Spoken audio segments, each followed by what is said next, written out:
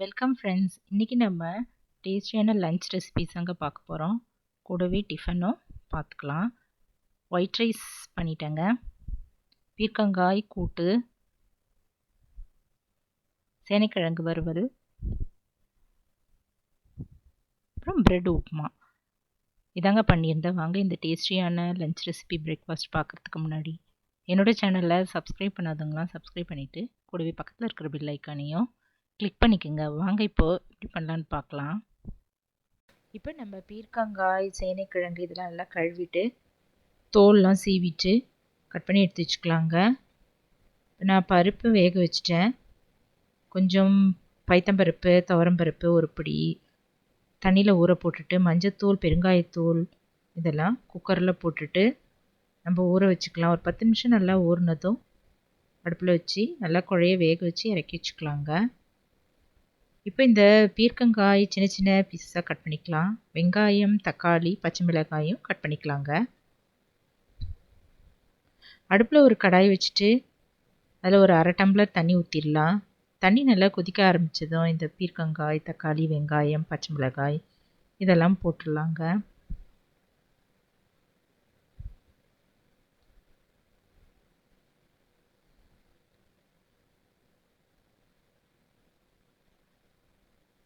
இப்போ 1/4 டீஸ்பூன் ஜீரகம், மஞ்சத்தூள் ஒரு 1/4 டீஸ்பூன் போட்டுட்டு நம்ம சாம்பார் பொடி ஒரு 1/4 டீஸ்பூன் போட்டுடலாங்க. உப்பு ஒரு 1/2 டீஸ்பூன் போட்டுக்கலாம். இதில் காரம் உங்களுக்கு தகுந்தபடி ஆட் பண்ணிக்கலாம். உங்களுக்கு எவ்வளோ தேவைப்படுதோ அதுக்கு ஏற்றபடி இதில் ஆட் பண்ணிடலாங்க. நல்லா கரண்டியில் கலந்துட்டு மூடி வச்சிடலாம், நல்லா வேகட்டும். இப்போ பருப்பும் நான் வேக வச்சு இறக்கி வச்சுட்டேங்க. இது 2 பருப்பும் நான் போட்டிருந்தேன், துவரம் பருப்பு, பைத்தம் பருப்பு. இப்போ இது போல் வேக வச்சது இறக்குனதை நல்லா கடைஞ்சிடலாம். இப்போ இந்த பீர்க்கங்காயம் நல்லா வெந்துருச்சு. இதில் இந்த பருப்பு தண்ணி பருப்போடு ஊற்றிடலாங்க. கொஞ்சம் கருவேப்பிலையும் போட்டுட்டு வாசனைக்காக கொஞ்சம் போட்டேங்க. கலந்துட்டு ஒரு 5 நிமிஷம் நல்லா கொதிக்கட்டும். ரெண்டும் நல்லா சேர்ந்து கொதிக்கட்டுங்க.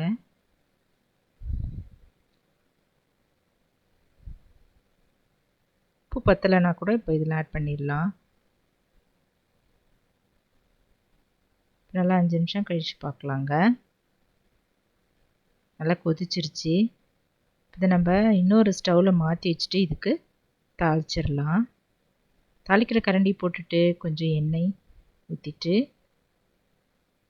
காய வச்சிடலாம். இப்போ இதுக்கு நான் கொஞ்சமாக தேங்காயும் திருவி போட்டேங்க. தேங்காய் போட்டால் நல்லா டேஸ்ட்டாக இருக்கும்.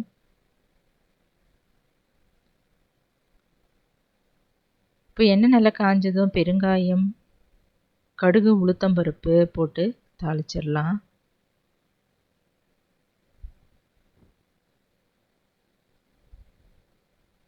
கூடவே ஒரு மிளகாய் கிள்ளி போட்டுட்டேங்க. கருவேப்பிலையும் போட்டுட்டு தாளிச்சிட்டு கொதிச்சிட்ருக்கிற கூட்டில் நம்ம போட்டுடலாம். இது நல்லா கலந்து எடுத்து வச்சிடலாங்க. டேஸ்டியான பீர்க்கங்காய் கூட்டு தயாராகிடுச்சு.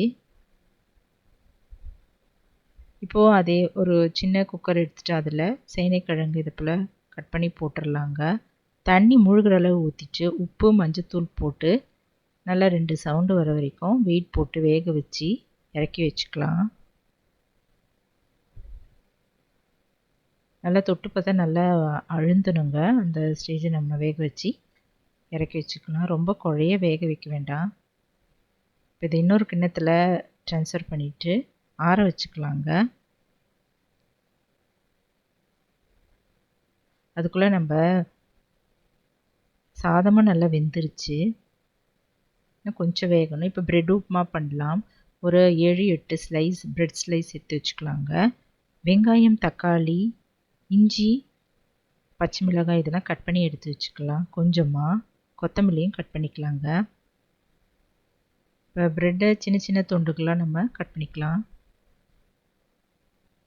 நான் ஒயிட் ப்ரெட்டு தான் வச்சுருந்தேங்க.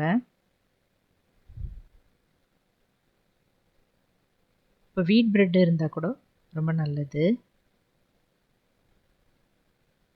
இது போல் கட் பண்ணி எடுத்து வச்சுக்கலாங்க.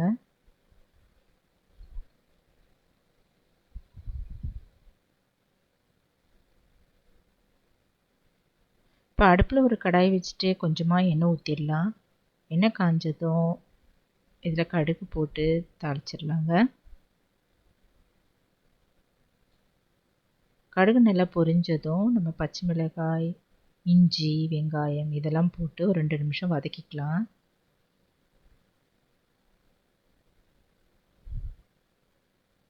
இப்போ தக்காளியும் போட்டுக்கலாம். ஒரு 1/4 டீஸ்பூன் உப்பு போட்டுட்டு கொஞ்சமாக இதில் மிளகாய்த்தூள் ஆட் பண்ணிக்கலாங்க. ப்ளெயின் மிளகாய்த்தூள். சின்ன பசங்க சாப்பிட்றதுனா கொஞ்சம் பார்த்து இதில் ஆட் பண்ணிக்கலாம். குறைச்சலாவே இதில் சேர்த்துடலாங்க. இப்போ அது நல்லா வதங்கினதோ கட் பண்ணி வச்சுருக்கிற ப்ரெட்டு ஸ்லைஸில் இதில் போட்டுட்டு கொஞ்சமாக இப்படி மேலே தண்ணி தெளிச்சிடலாம். ஒரு 1/4 டம்ளருக்கும் குறைச்சலாக தண்ணி தெளிச்சிட்டு கரண்டியில் இப்படி கலந்துட்டு மூடி வச்சிடலாங்க. 3-4 நிமிஷம் வரைக்கும் அடுப்புலேயே இருக்கட்டும்.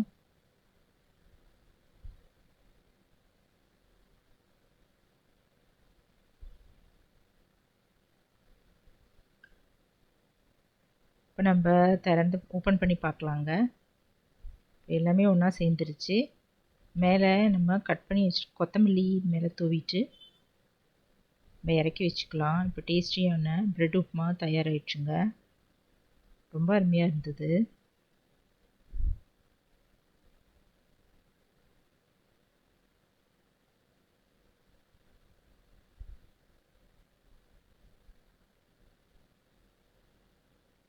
இப்போ இந்த கிழங்கும் நம்ம வேக வச்சு இறக்கி வச்சுருந்தோம்ல ஆறிடுச்சு. இதை நம்ம சின்ன சின்ன பீசஸாக கட் பண்ணிக்கலாங்க.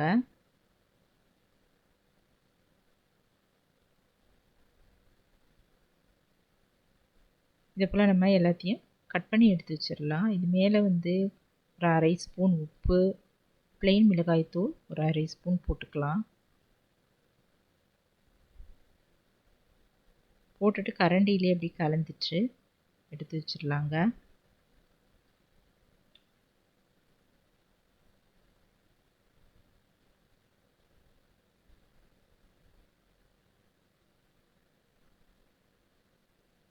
கொஞ்ச நேரம் அப்படியே ஊறட்டும்.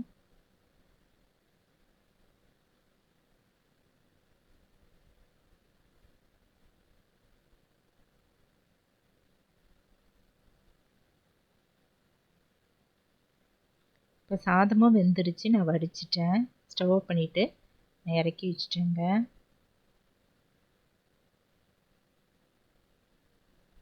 அடுப்பில் ஒரு கடாய் வச்சுட்டு கொஞ்சமாக எண்ணெய் ஊற்றிட்டு எண்ணெய் நல்லா காஞ்சதும் நம்ம பிரட்டி வச்சுருந்த சேனைக்கிழங்கு மசாலா இதில் போட்டுடலாங்க. கொஞ்சம் கொஞ்சமாக போட்டு வறுத்து எடுத்துக்கலாம். ஒரு பக்கம் 2 நிமிஷம் ஏற்கனவே இது வெந்த கிழங்கு, அதனால் ஒரு பக்கம் லைட்டாக செவந்தது திருப்பி போட்டுடலாம். 2 நிமிஷம் இருந்தாலே போதுங்க. ஒவ்வொரு தடவையும் திருப்பி போட்டுட்டு நம்ம இது எண்ணெய் வடிகட்டிட்டு டிஷ்யூ பேப்பர் ஒரு பிளேட்டில் போட்டு அதில் எடுத்து வச்சிடலாம்.